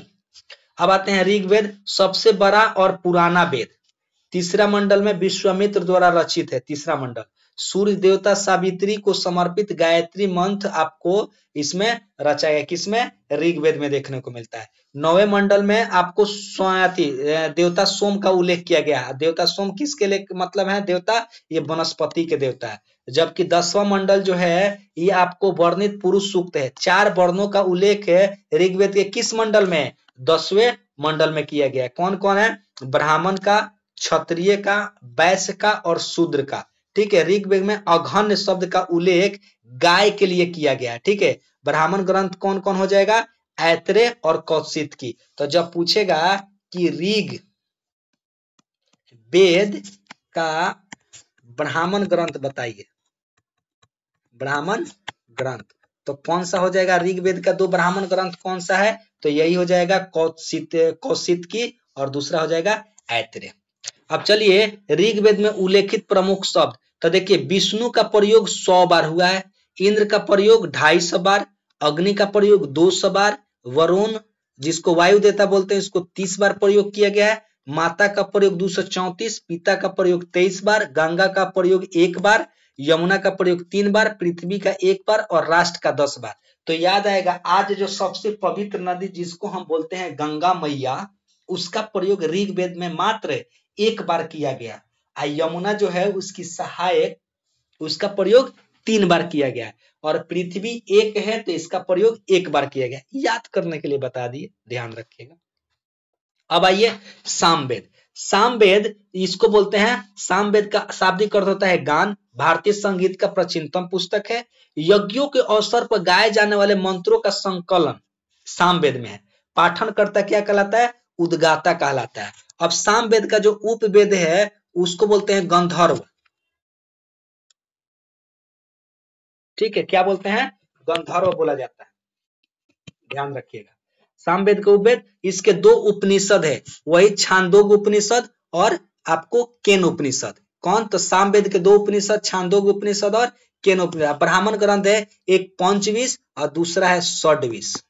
षड्विश, वही तो बोलते हैं ब्राह्मण ग्रंथ के 2 उपनिषद, पंचविश और षड्विश, यानी कि सामवेद। याद रखिएगा ब्राह्मण ग्रंथ, सामवेद, पंचविश, षड्विश, यानी शाम में मिलने जाएंगे 5 बजे और 6 बजे। षड्विश तो 6, पंच तो 5, तो शाम में मिलने जाएंगे 5 बजे 6 बजे, यानी कि शाम में यानी सामवेद, 5 बजे 6 बजे यानी पंचविश और षड्विश। ध्यान रखिएगा, ये याद करने का मैंने ट्रिक बता दिया तो थोड़ा सा याद रहेगा। बहुत सारा चीजें याद रखना पॉसिबल नहीं होता है, ठीक है, उसको ट्रिक से याद करना पड़ता है, नहीं तो क्वेश्चन सामने आएगा आप भूल जाइएगा, पता ही नहीं चलेगा, आपको लगेगा कि मैं तो पढ़ा हूं पर इसका आंसर क्या होगा ध्यान ही नहीं आ रहा है, कंफ्यूजन हो जाएगा। इसलिए इस चीज को ध्यान रखिए। अब आते हैं यजुर्वेद। यजु का अर्थ होता है यज्ञ, मंत्रों का संग्रह, यज्ञ और बलि संबंधी, गद और पद में लिखा गया है, यज्ञ की विधियों का वर्णन है, पाठन करता यजुर्वेद का अधर्यु कहलाता है। शतपथ ब्राह्मण का संबंध इसी मतलब शतपथ ब्राह्मण ग्रंथ से संबंधित है। सर्वप्रथम राजसूय और वाजपेयी यज्ञ का उल्लेख जो है इसमें मिलता है यजुर्वेद में। कौन कौन? राजसूय यज्ञ और वाजपेयी यज्ञ। उपवेद कौन है? धनुर्वेद, ये ध्यान रखिएगा, ठीक है। अब आता है 2 रूप है, किसका? यजुर्वेद का। एक आता है कृष्ण यजुर्वेद और दूसरा आता है शुक्ल यजुर्वेद। तो जो शुक्ल यजुर्वेद है ना वो पद में है, आई बात समझ में। और जो कृष्ण यजुर्वेद है वो गद में है। 4 शाखा कौन कौन से है? काठक, कपिस्थल, मैत्रेयी संहिता और तैत्तिरीय संहिता। ये आपको जो है यजुर्वेद के उप प्रधान मतलब कि 2 प्रधान जो वेद है, कृष्ण यजुर्वेद और आपको शुक्ल यजुर्वेद। अब कृष्ण यजुर्वेद में 4 शाखा आपको तैत्तिरीय, मैत्रेयी, काठक और कपिस्थल, जबकि शुक्ल यजुर्वेद में वाजपेयी, कण्व और कण्व संहिता, ये 2 है। ठीक है, वाजपेयी और कण्व संहिता किसमें है? शुक्ल यजुर्वेद में, और इसका 4 है। ठीक है, अब आते हैं अथर्ववेद। अथर्ववेद यानी अथर्वा ऋषि के नाम पर पड़ा था। ध्यान रखिएगा, इसमें 20 अध्याय, 731 सूक्त और 6000 मंत्र है। जादू, टोना, तंत्र मंत्र अथर्ववेद में है। औषधि का उल्लेख अथर्ववेद में, पुरोहित, ब्रह्मा, काशी का प्रचलित उल्लेख इसी में है। ठीक है, और प्रजापति की 2 पुत्री या किसको सभा और समिति को कहा जाता है, इसका वर्णन अथर्ववेद में ही है। तो क्वेश्चन आता है कि आपको प्रजापति की 2 पुत्रियां सभा और समिति का उल्लेख किसमें है? तो अथर्ववेद में। ठीक है, अब आते हैं सबसे नवीन वेद कौन है? अथर्ववेद। ब्रह्म वेद यानी श्रेष्ठ वेद है, ये ब्रह्म के द्वारा रचा गया है। ब्राह्मण ग्रंथ कौन है? गोपक, यानी अर्थ जो है मतलब अथर्ववेद। अथर्ववेद से क्या हुआ? मतलब कि अथर्ववेद यानी अर्थ, अर्थ मतलब पृथ्वी। अब पृथ्वी कैसी है? गोल है, तो इसीलिए अथर्ववेद माने अर्थ, गोपथ तो गोपथ से गोल हो जाएगा। तो जब भी पूछेगा अथर्ववेद का ब्राह्मण ग्रंथ का क्या नाम है, तो गोपथ है। ये ट्रिक से आप याद रखिएगा, यानी अर्थ, अथर्ववेद मतलब अर्थ, अर्थ कैसी है? गोल, तो गोल से गोपथ। क्लियर? उपनिषद में ध्यान रखिए, मुंडकोपनिषद, प्रश्नोपनिषद और मांडुक्योपनिषद, ये जो है ना ये आपको अथर्ववेद से ही संबंधित है। उपनिषद में मतलब 3 गो, मुंडकोपनिषद, प्रश्नोपनिषद, मांडुक्योपनिषद। अब आते हैं ब्राह्मण ग्रंथ। रचयिता कौन है? याज्ञवल्क्य ऋषि। वेदों की विशिष्ट व्याख्या के लिए मतलब इसकी रचना की गई है किसमें? गद्य रूप में। सभा का संबंध ही किसी न किसी वेद से, मतलब सभी का संबंध सभी का संबंध किसी न किसी वेद से है। ऐत्रेय, कौशिकी, जैमिनीय इत्यादि। ठीक है, ध्यान रखिएगा, जैसे ऐत्रेय हो गए, कौशिकी हो गए, जैमिनीय हो गए, ये ब्राह्मण ग्रंथ है और इन ब्राह्मण ग्रंथ का संबंध किसी न किसी वेद से है। जैसे आपको मैंने बताया कि सामवेद का 2 ब्राह्मण ग्रंथ कौन कौन सा है, आप मुझे बताइए, यानी इसकी 25 और 26। ऐत्रेय किसका है? कौशिकी किसका है? तो ऐत्रेय और कौशिकी ऋग्वेद का ब्राह्मण ग्रंथ है। ठीक है, तो ये जो ब्राह्मण ग्रंथ है उसका संबंध किसी न किसी वेद से ही है, याद रखिएगा। अब आते हैं आरण्यक। वनों में रचे जाने के कारण आरण्यक कहा गया। ब्राह्मण ग्रंथों के परिशिष्ट के रूप में इसका वर्णन है। जन्म, मृत्यु, पुनर्जन्म इत्यादि का व्यापक वर्णन आरण्यक में ही किया गया। अब आते हैं उपनिषद। वेदांत यानी वेदों का अंतिम और सर्वोच्च उद्देश्य, गुरु के समीप बैठकर सीखे जाने वाली विद्या। उपनिषद मतलब उप मतलब नजदीक यानी समीप। ब्रह्म और आत्मा के संदर्भ में दार्शनिक चिंतन। भारतीय दर्शन का प्रमुख मतलब प्रस्थान बिंदु या स्रोत इसी को कहेंगे। किसमें? उपनिषद में। जितने भी मतलब दर्शन वगैरह है ना, इसी में वर्णन है। अब देखिए 7 प्रमुख आरण्य कौन कौन सा है? ऐत्रेय है, तैत्तिरीय है, छांदोग्य है, संखायन है, मैत्रायणी है, तवलकार है और बृहदारण्यक उपनिषद है। अब देखिए उपनिषद, छांदोग्य उपनिषद में यानी तत्व मिस का प्रथम उल्लेख। बृहदारण्यक में अश्वमेध यज्ञ की विवेचना की गई है। तो पूछेगा अश्वमेध यज्ञ की विवेचना पहली बार किसमें? बृहदारण्यक उपनिषद में। यम नचिकेता संबंध किसमें? कठोपनिषद में। सत्यमेव जयते मुंडकोपनिषद में। याज्ञवल्क्य श्वेत केतु जो संवाद है ये ईशोपनिषद में। इससे क्वेश्चन बहुत बार पूछा गया है, आप ध्यान में रखिएगा। ठीक है, अब आइए वेदांग।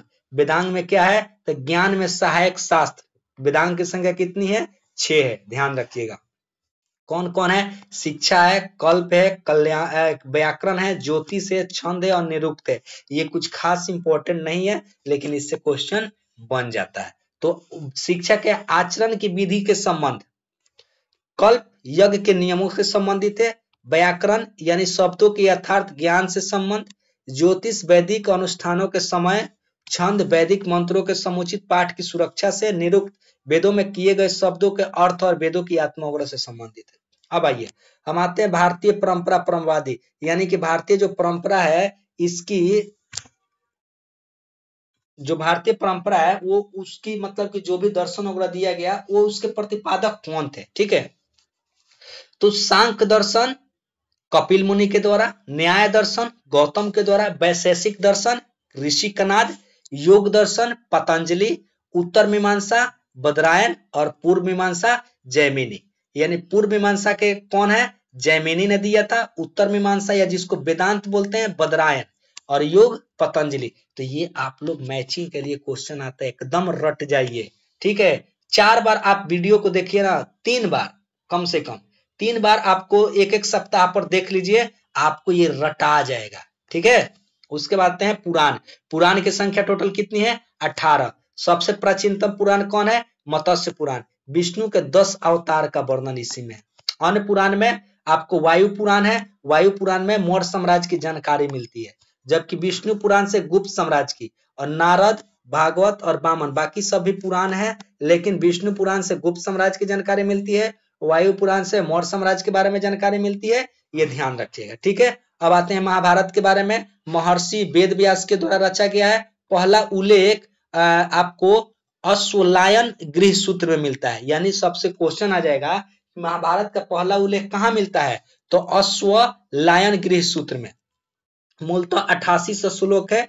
जय संहिता है। 2400 श्लोक पर भारत, मतलब कि 2400 श्लोक पर मतलब कि जो है ये भारत बोला जाता है। अब 1 लाख इसे सहस्त्रायी संहिता यानी 18 पर्व में विभाजित है। तो अब जो है महाभारत कितने पर्वों में विभाजित है, क्वेश्चन आएगा 18 पर्व में। रामायण किसने लिखा, महर्षि वाल्मीकि के द्वारा। मूलतः 6000 श्लोक थे, अब कितना है 24000 है, और इसको चतुर्विंशति सहस्त्री संहिता बोला जाता है। ये जो है आपको 7 क्या बोलते हैं 7 कांड में विभाजित है।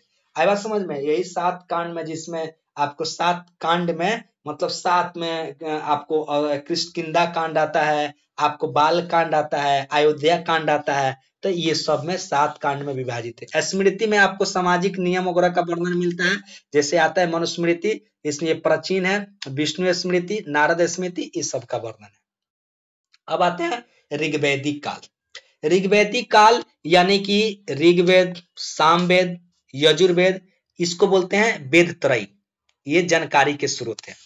वेद से प्राप्त साक्ष्यों के आधार पर इस काल में आर्यों की लोहे की जानकारी नहीं थी। यानी माना जाता है कि ऋग्वैदिक काल में आर्यों को लोहे का जानकारी नहीं था।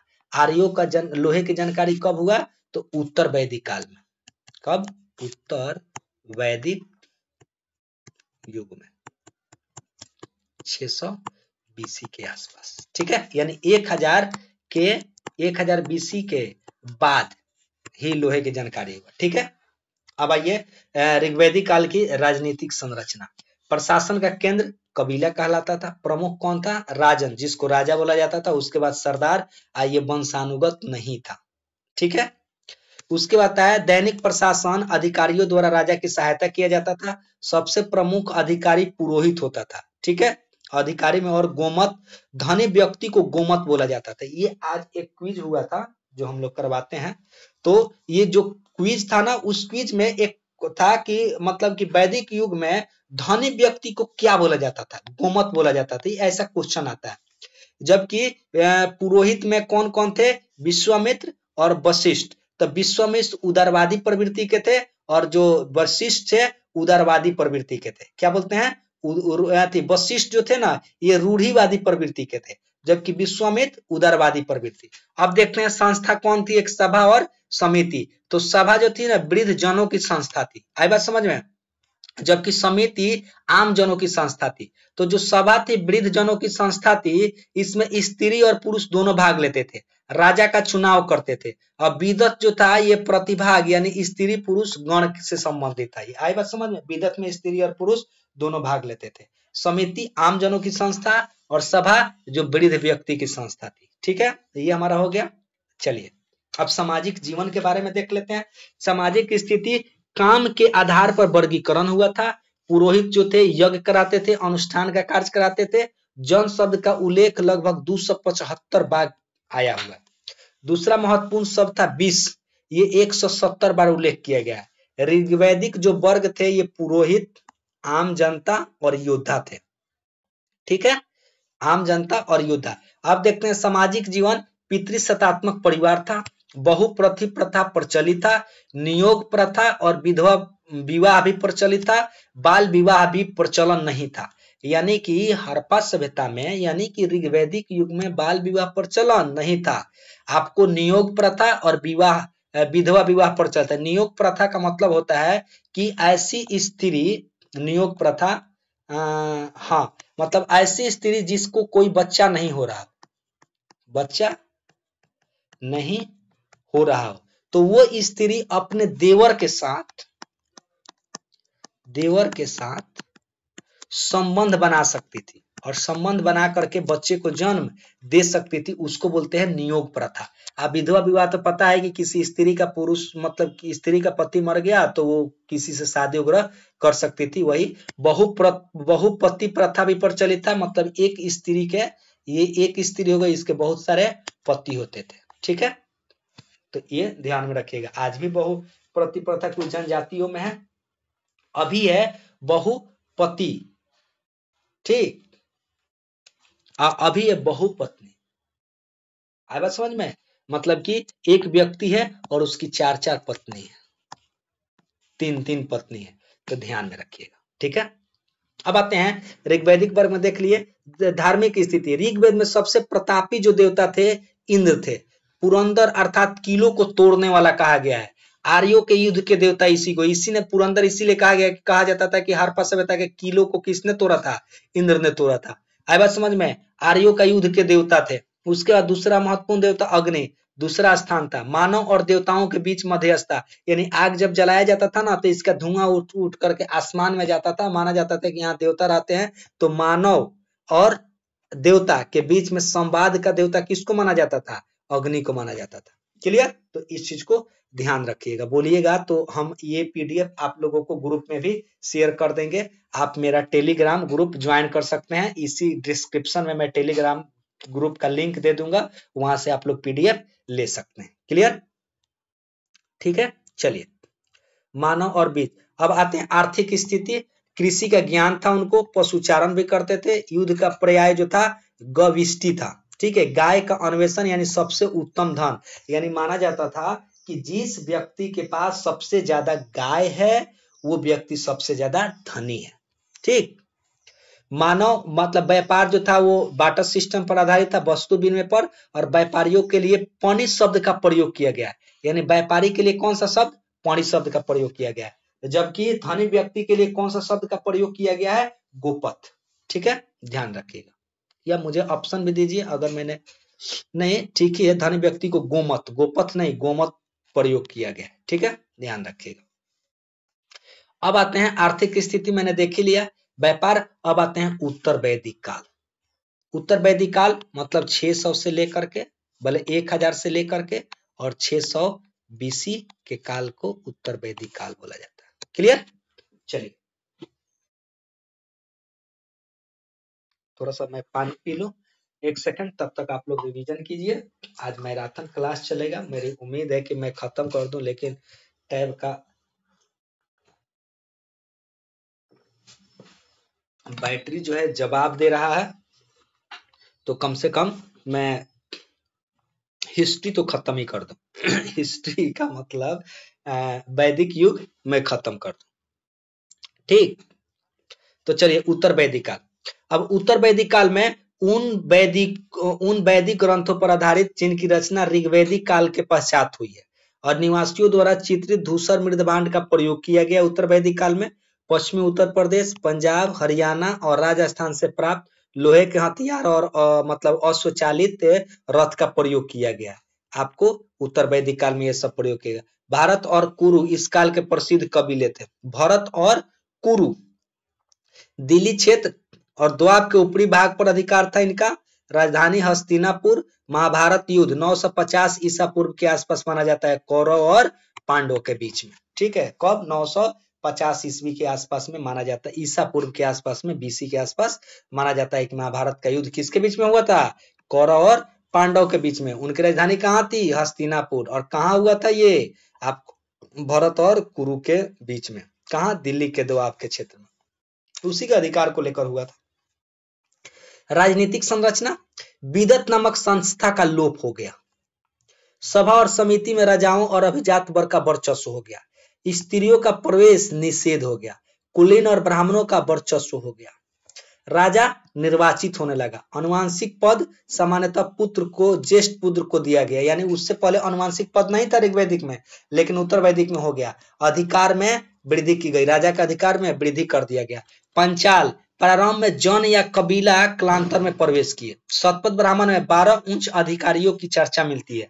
क्या है ये? है आपको रत्निन, सेनानी या पुरोहित कहलाता था। ग्रामीणी, महेशी, संग्रहित, भागवत, भागदूत, अक्षवाप, पालागल, गोवीकृत, जीवगृत, सूत्रत्री, ये बहुत सारा नाम दिया हुआ है, आप लोग ध्यान में रखिएगा। ठीक ना? अब आते हैं वैदिक राजनीतिक और प्रशासनिक संरचना, उनका कार्य और पद। तो राजा जो होता था वो सेना का प्रमुख था। युवराज, राजकुमार, पुरोहित, राजा का परामर्शदाता, महर्षि, मुख्य रानी कहलाती थी। पालागल, विदूषक, मतलब जिनके पास ज्यादा ज्ञान होता था। गोविंद, कर्तान, यानी जंगल विभाग का प्रधान कहलाता था उत्तर वैदिक काल में। क्षेत्रपाल, प्रतिहारी था। अक्षवा, लेखाधिकारी। संग्रहिता, कोषाध्यक्ष।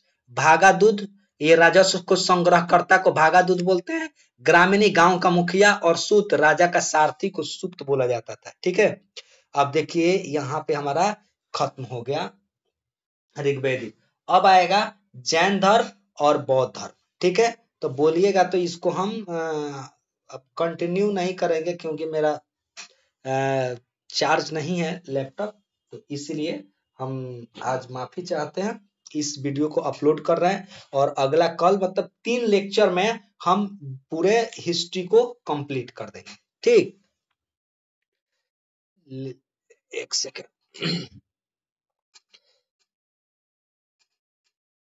चलिए, तो यहाँ आज रहने देते हैं।